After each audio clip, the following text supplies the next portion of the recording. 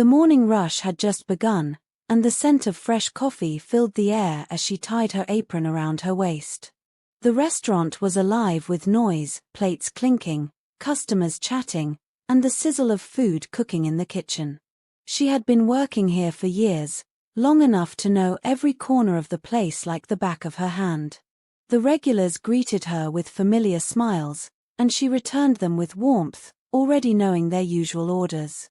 If you're enjoying the story so far, make sure to subscribe and follow for more. Your support helps bring more amazing content like this. Hit the like button, share with your friends, and don't forget to leave a comment.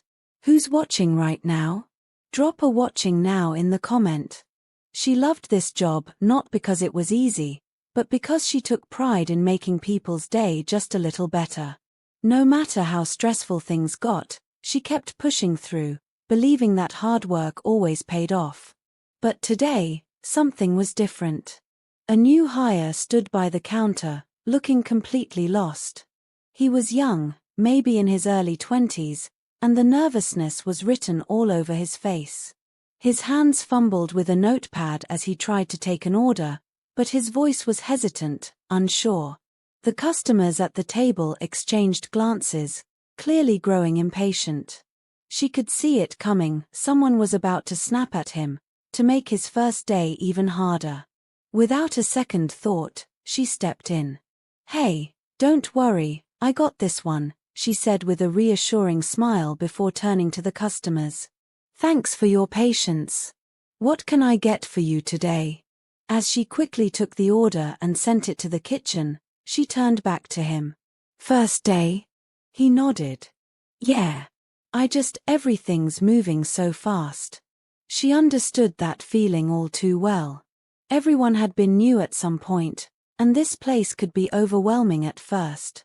"It gets easier, I promise," she said. "Let me show you a trick to keeping up." She took him aside, walking him through the process of taking orders, staying organized, and handling customers with confidence. He listened closely, nodding as she spoke. He was trying his best, and that was all that mattered. What she didn't know was that this wasn't just any new hire.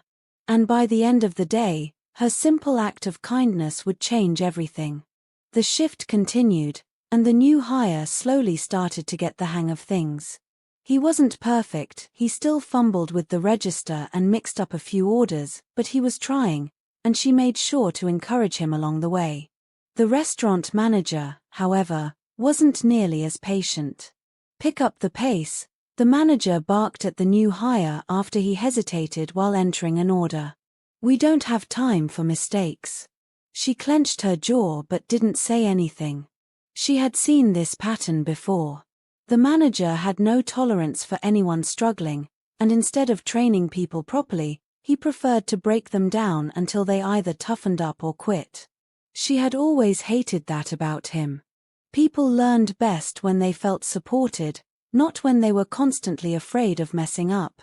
Later in the shift, as the restaurant started to slow down, she found herself talking to the new hire while wiping down tables.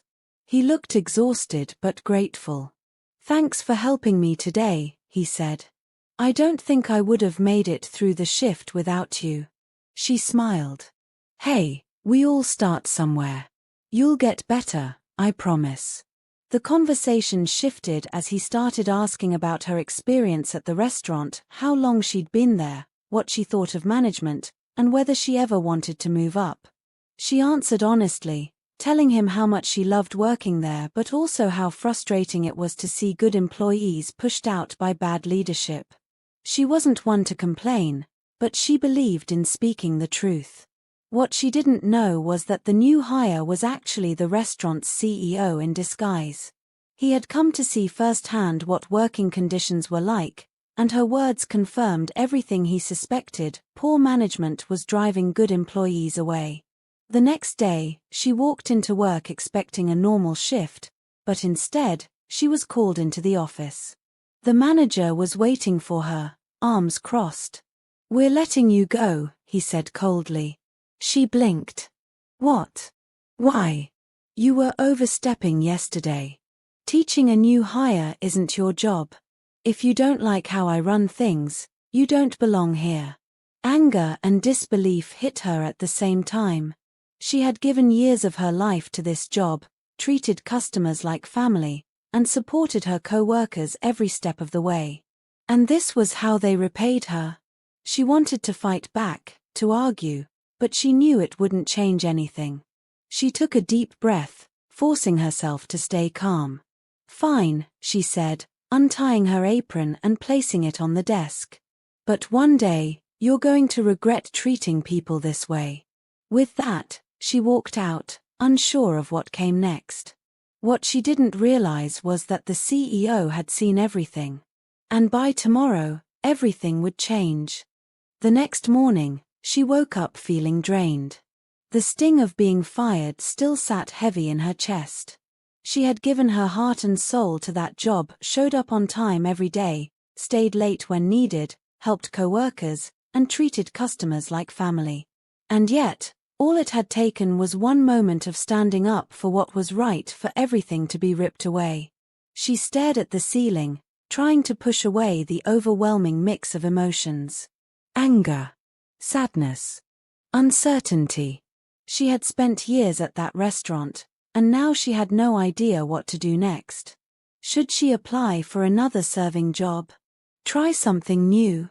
The thought of starting over somewhere else exhausted her. She forced herself out of bed and into the kitchen, making a cup of coffee while scrolling through job listings on her phone. None of them felt right. She had been good at her job, and she loved working in restaurants. But she hated the way bad management ruined good workplaces. She had seen it too many times, managers who didn't care, who treated employees like they were disposable. Like she had been. Her phone buzzed with an unknown number. She almost ignored it, assuming it was a spam call, but something made her pick up. "Hello," she answered hesitantly. A familiar voice responded, this time sounding more professional and confident. "Good morning. This is the CEO of the company. I'd like to meet with you today." She froze. Her heart pounded. The CEO? The same man she had helped yesterday, disguised as a struggling new hire? Why would he be calling her now? If you're enjoying the story so far, make sure to subscribe and follow for more. Your support helps bring more amazing content like this.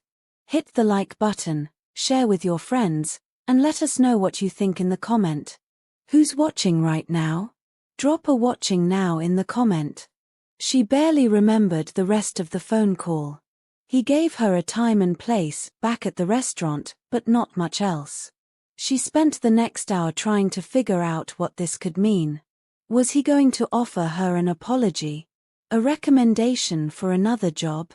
When she arrived, the restaurant felt different. The usual tension in the air was gone. The employees looked more relaxed, talking to each other instead of rushing around with nervous energy. Then she saw him. The new hire from yesterday, except now, he wasn't wearing a uniform. He was sitting in one of the booths, dressed sharply, with an air of authority. He stood when she approached, offering a genuine smile. "Thank you for coming," he said, motioning for her to sit. She slid into the booth, still wary. "What's this about?" He folded his hands on the table, looking at her seriously. "I owe you an explanation." She nodded, waiting. "I went undercover because I wanted to see how my employees were being treated firsthand. I've heard complaints before, but it's easy for management to hide their problems when they know corporate is watching. I wanted to experience it for myself." He paused. "And what I saw was exactly what I feared. Your manager was running this place with intimidation instead of leadership. Employees were scared to make mistakes, scared to speak up. No one was being supported." She clenched her fists under the table. None of this was news to her. But hearing it confirmed by the CEO himself made it feel heavier. "But then," he continued, "I saw you." She blinked. "Me?" He nodded. You didn't just do your job, you went out of your way to help someone struggling. You trained me, encouraged me, made sure I didn't feel like a failure on my first day. You showed patience, leadership, and integrity. And when you spoke about the problems here, you didn't complain, you wanted to make things better. She swallowed hard, unsure of what to say. That's the kind of leader we need, he said. So, I fired your manager this morning. Her eyes widened. You what? I fired him, he repeated simply. A restaurant can't run properly when employees are afraid of the person in charge. And honestly, from what I saw, you were doing more to lead this place than he ever was. She was still trying to process his words when he leaned forward slightly. I'd like to offer you the job. Silence filled the space between them. She could barely believe what she had just heard. You want me to be the manager? She asked, her voice quieter than before. He smiled. You already were, you just didn't have the title. Now, I want to make it official.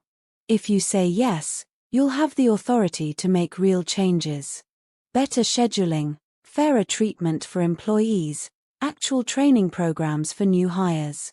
You'll get a pay raise, benefits, and the ability to create the work environment you always wanted. She felt overwhelmed. Just yesterday, she had thought she had lost everything. Now, she was being handed an opportunity she had never even dared to dream of. Her mind flashed back to all the times she had watched employees struggle under bad management, all the times she had wished she could do something about it. And now, she could. After a long moment, she finally smiled. I accept. The next day, she walked into the restaurant, not as a waitress, but as the new manager. She was met with cheers from the staff, who had clearly already heard the news. Some even clapped, and one of the cooks shouted, "Finally, someone who actually cares about us." She laughed, shaking her head. All right, let's not get too excited. We've got a lot of work to do." And she meant it. There were changes to make, problems to fix, and trust to rebuild. But for the first time in a long time, she felt truly excited for what came next. She stepped behind the counter, tying on her apron not out of necessity, but out of habit. As she glanced around at the restaurant, now her responsibility, she realized something. Sometimes, the worst days lead to the best opportunities. And this was just the beginning.